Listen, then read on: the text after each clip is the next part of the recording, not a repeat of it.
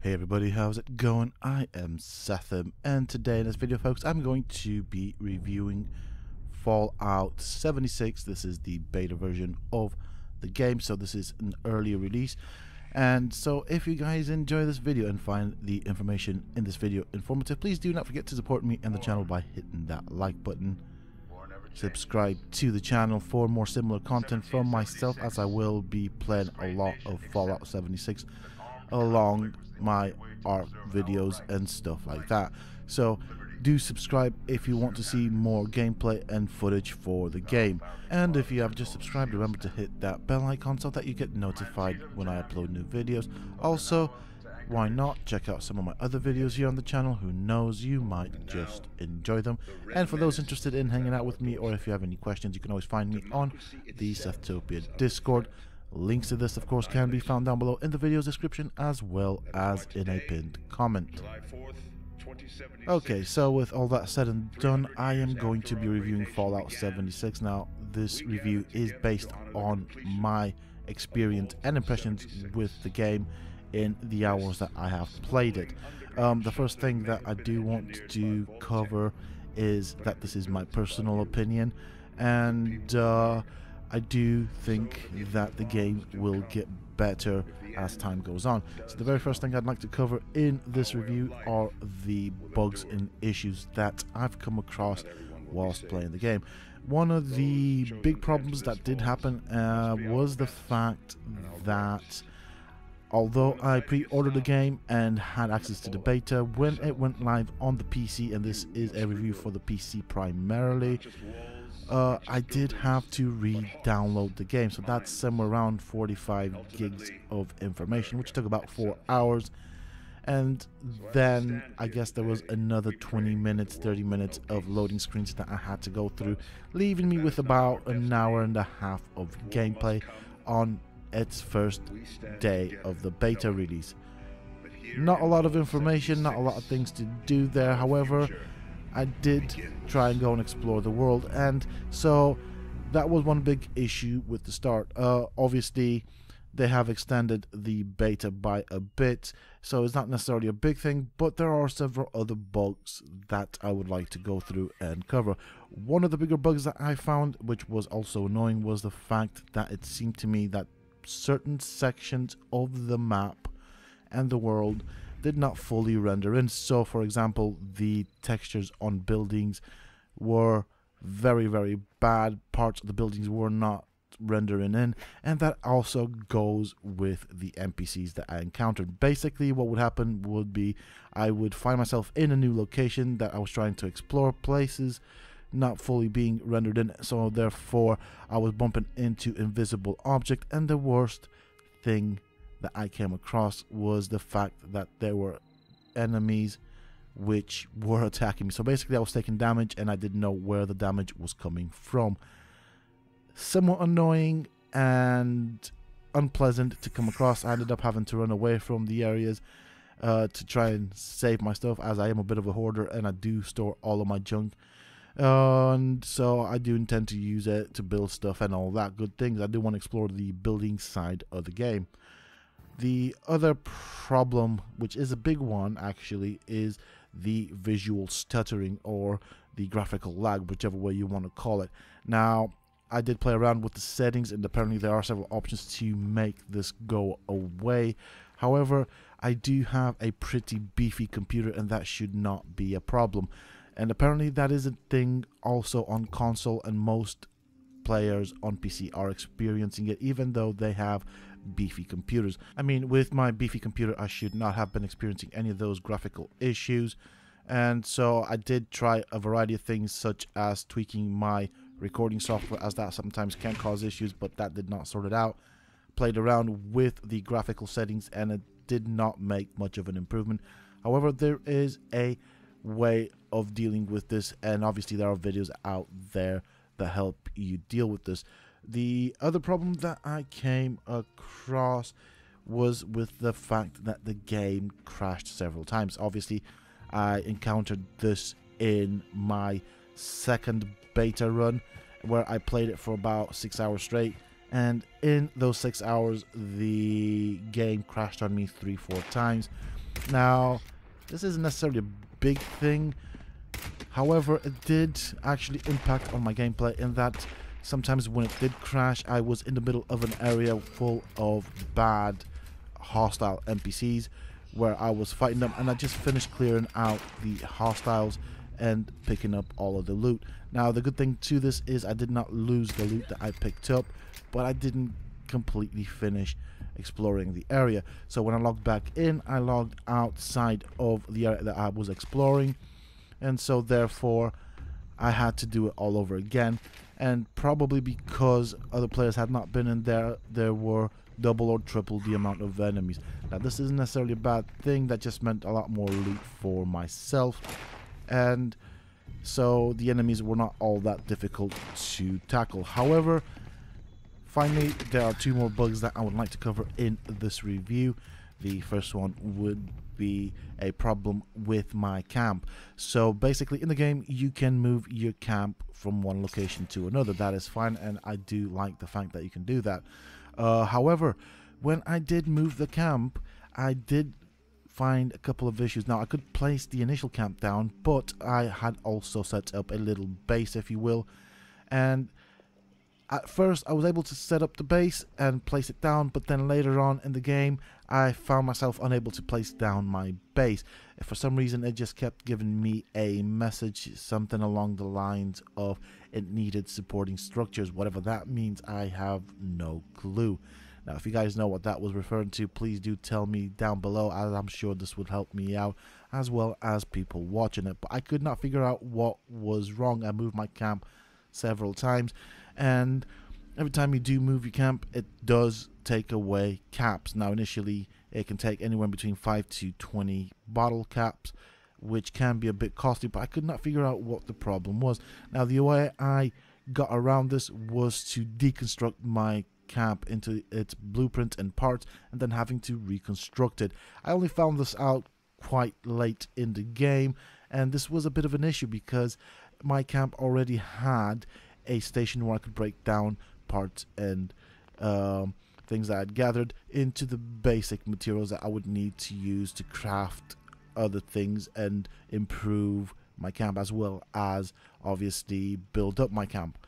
The other big problem that I found, and this one is quite rather annoying, is when I got far away from my camp and I was exploring areas and towns full of hostile NPCs, all of a sudden I would become overwhelmed with a lot of items in my inventory. Now, I didn't really initially know what was going on and how I got all of those items, which made no sense. And I'd also bump into a box that said my stash, so I'd go and loot that. Didn't really know why that was in the game and what was going on there.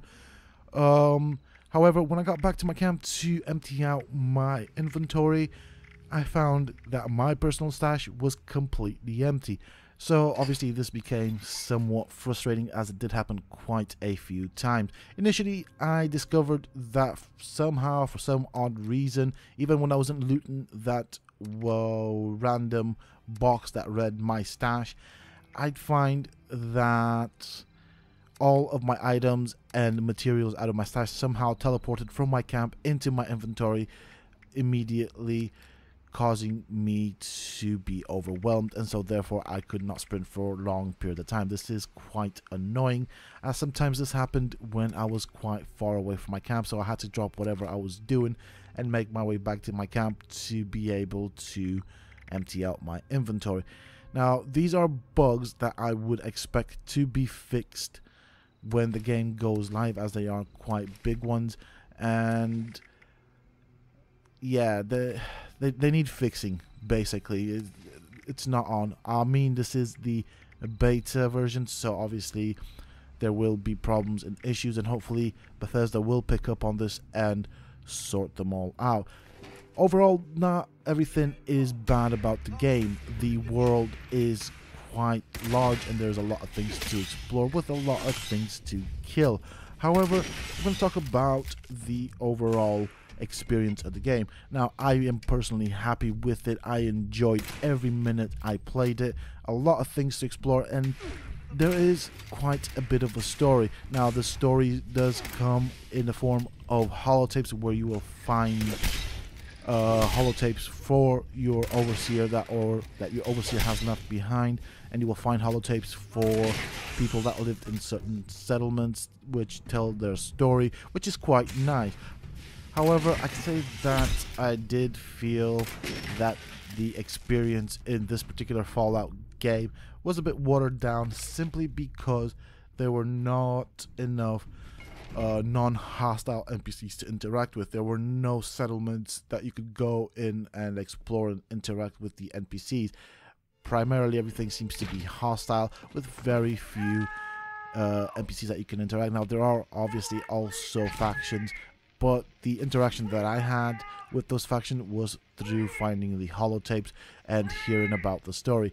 I'm begging you, don't leave me here! Please! Please! I'll give you anything you want! Money? Yeah? You want camps? My life savings, I'll tell you where it is! And so all this to me just made it feel a bit watered down. Now, I would like to see more of the factions interact with them, do missions for them, stuff like that. That is, from my perspective, quite an important element to the game or to the Fallout series, and I should hope that this finds its way back in the game. In terms of PvP, now do bear in mind I am not a big PvP player.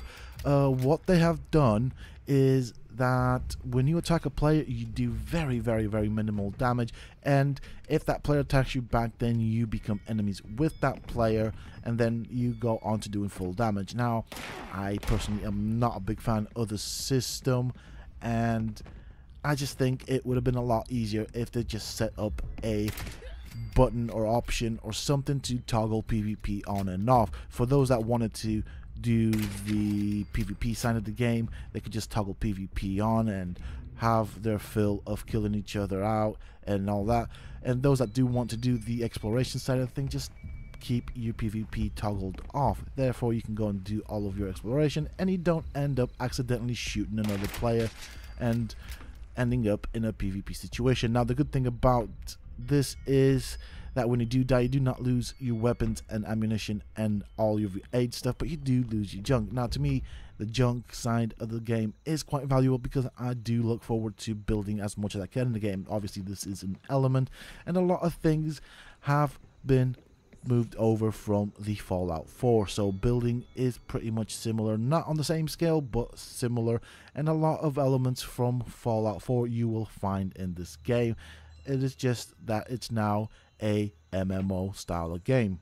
Also, while I am on the topic of PvP, with regards to the system that the game does have in place, I can see a few issues around players chasing down other players, constantly shooting at them and pestering them, and while it does not do a lot of damage, it can be quite rather annoying. Now, I personally did not bump into that situation, and it seems to me that everybody was quite focused on exploring the world, but that is going to be short-lived, and it's only a matter of time before this becomes a real thing, which is why I personally suggest that the best way of going about it is for a toggle option for the PvP. I can certainly envision that in the future, people and trolls will be going around randomly shooting people and annoying them until they make a mistake and end up in a PvP situation, which can all be avoided with a simple toggle on and off option. In terms of the quest, there are missions and quests that you can partake. There are world events that you can partake in, and these can be quite challenging, but they can also be quite rewarding. My big issue was that there were not enough quests.